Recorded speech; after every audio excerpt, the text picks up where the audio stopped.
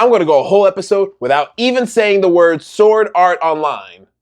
Except just now. But after that, I won't say Sword Art Online. Except just then. Except I won't say Sword Art. Shit, I'm doing it. Ah!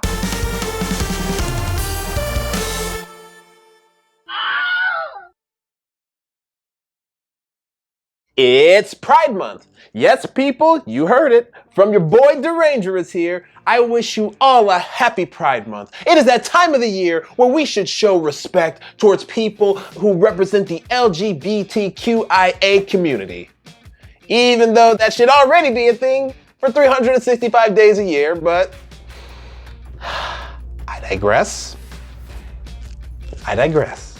As per tradition with Let's Talk Anime, we'd like to highlight a certain anime that identifies somewhere in the LGBTQIA community. So, the question is, which anime will we talk about? We could dive into the past and talk about Gravitation, or we can go back even further and talk about Revolutionary Girl Utena. Or we can even talk about gender identity and do an episode about Ouran High School Host Club. Or you can just look at the title and realize that we're talking about Dot Hack Sign. Seriously, Dot Hack Sign actually is a part of the community. And I will explain to you why at the end of this video. But before we go any further, as you all know, we are doing the cycle again by focusing on anime you can just stream.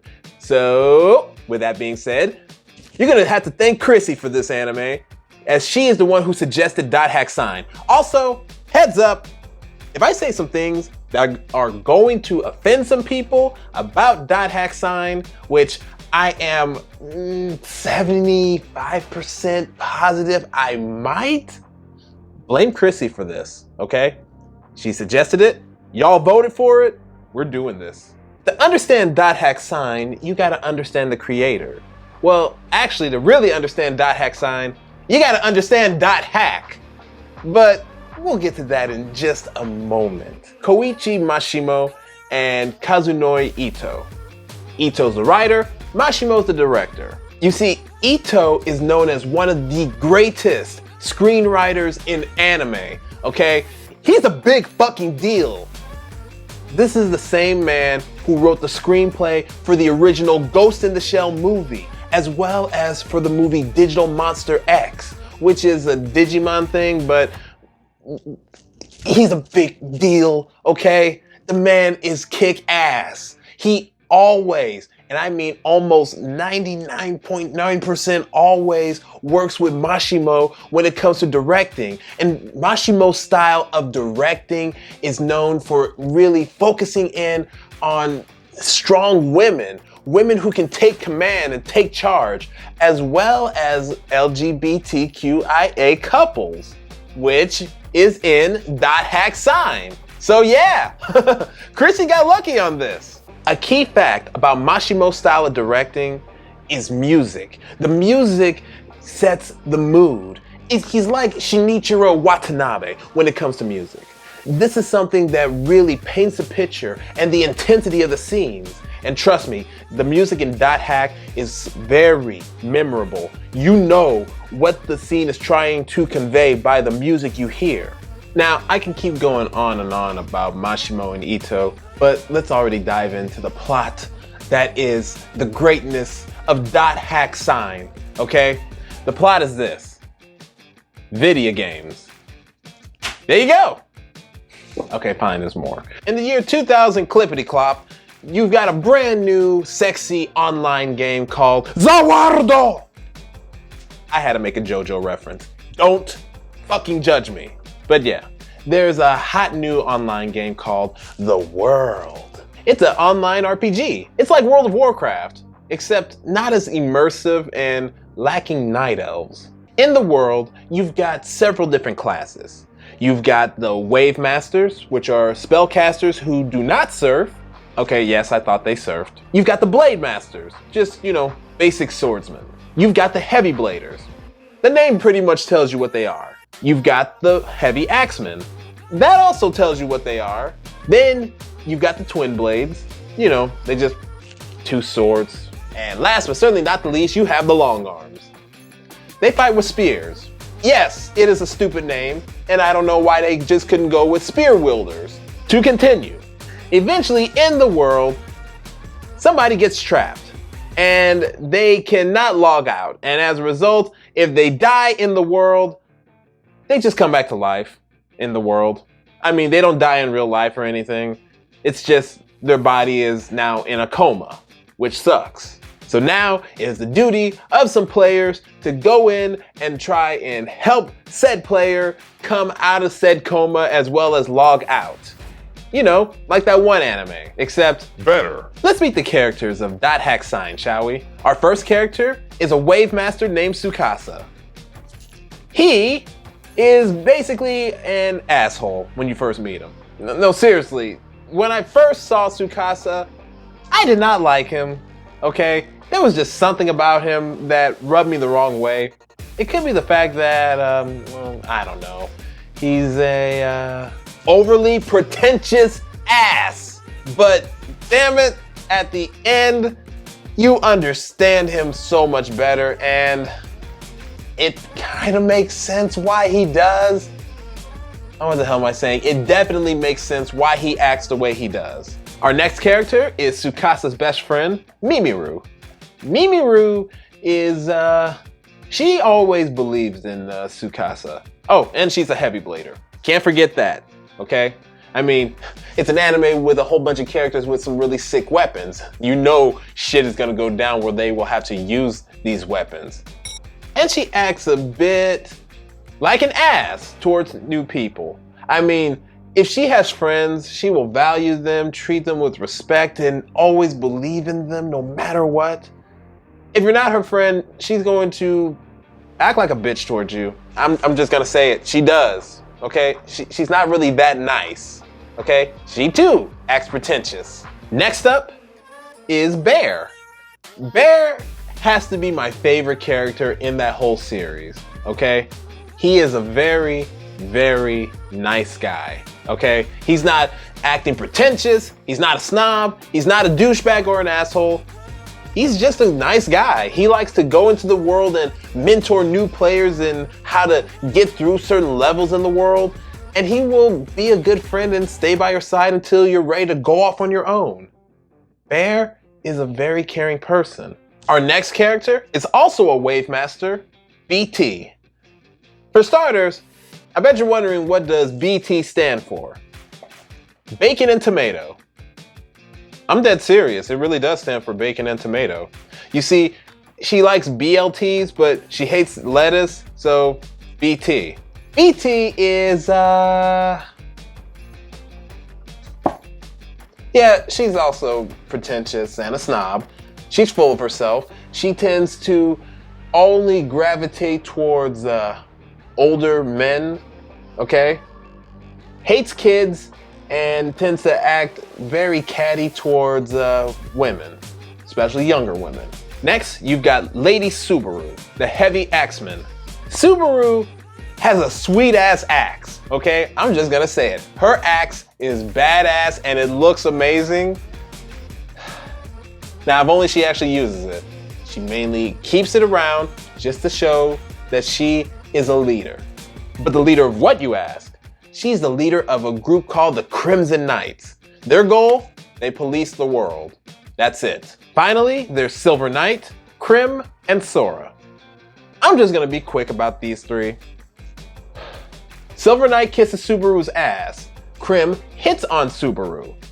And Sora, he kills players, but look, Sora is more of a dot hack roots kind of conversation. But just know, Sora kills people, and he's kind of, yeah, pretentious.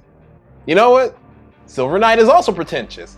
Seriously, what is with this anime and fucking pretentious people? Now, about that, god dang it.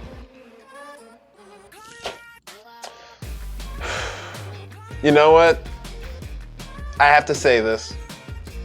It's time for me to take off these nostalgia glasses and speak the truth. Dot Hack Sign is not all that great. Don't get me wrong. Dot Hack Sign is great at some things, okay? Is it better than Sword Art Online? Yes, it is better than Sword Art Online. But oh my God, this series drags its feet in the mud, okay? It is slow. It is boring, okay? It is so...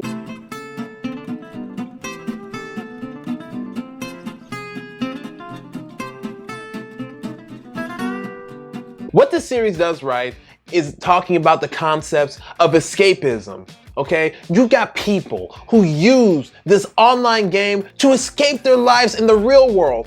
I can relate to that 100% because real life as of right now in the year 2020 during the month of June fucking sucks, okay? This anime explains why people escape to video games, okay? It shows abuse, why people get abused, okay? Why people suffer, how do they suffer, how their minds gradually, mentally decay in terms of their own psyche, okay? This anime paints that picture amazingly, and this is a big booty Hank butt, okay?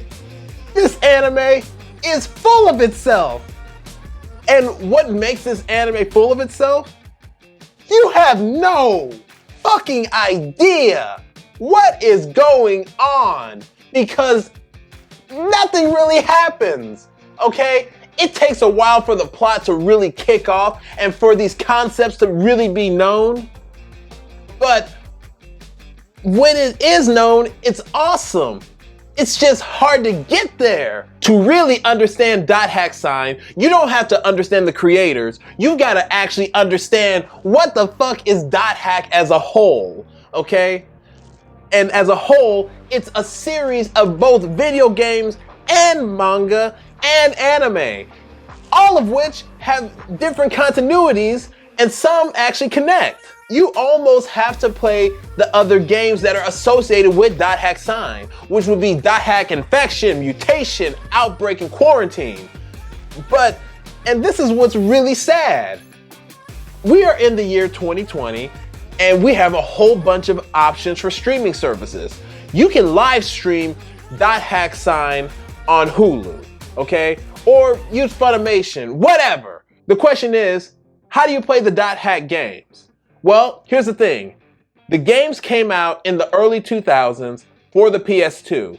Since then, since the early 2000s, change that, since the time of the PS2, they have never made any attempt to remaster the original Dot Hack games, okay? There's no remakes of Dot Hack Infection, Mutation, Quarantine, and Outbreak, okay? There's no remake of those. And it's borderline insulting because if you play these games and combine it with Dot Hack Sign, it paints a really, really amazing picture, okay? It makes the whole anime make sense. But without it, you are going headfirst into a series in which they're throwing a whole bunch of random concepts to you that is a pain in the ass to watch, okay? If I sound angry right now, I am angry, okay? Because this is such a great series. I love Dot Hack with a burning passion, okay? But for some reason, they don't think it's a good idea to just remaster.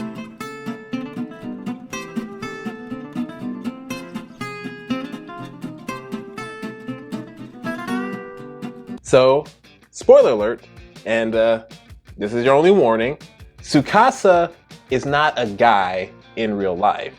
Tsukasa is really a girl. And Tsukasa falls in love with Subaru. When Subaru actually meets Tsukasa in real life, they both fall in love because there was already love blossoming between them in the game. But Tsukasa didn't know who he was. He thought he was a guy until he gradually received his memories and everything started to click and make sense. And then they both get together at the end. And it's sweet because the things in the events leading up to getting Tsukasa out of the world, it's really intense and it's really heartwarming.